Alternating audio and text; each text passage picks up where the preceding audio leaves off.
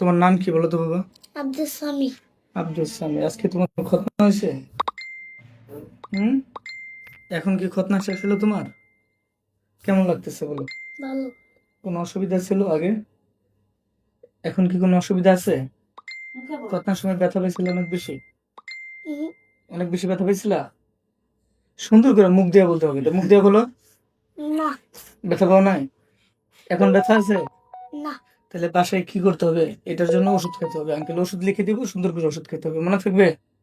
আর তুমি বলে খাবার দাবার খাও না, কথা কি ঠিক?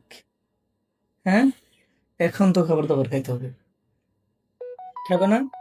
বেশি বেশি খাইতে হবে, কারণ ওই যে এখন মুসলমানি হওয়ার পরে বেশি বেশি খাইতে হয়। তাহলে বেশি বেশি খাইবে না তুমি, মনে থাকবে? আচ্ছা, ঠিক আছে। তাহলে ওষুধগুলো একটু নিয়মিত খাওয়াবেন। বাসায় শুধু একটাই কাজ, যে ওষুধগুলো প্রেসক্রিপশনে লেখা থাকবে এগুলো নিয়ম অনুযায়ী সময় মতো খাওয়ানো। ফোলাটা কি কতদিন থাকতে পারে?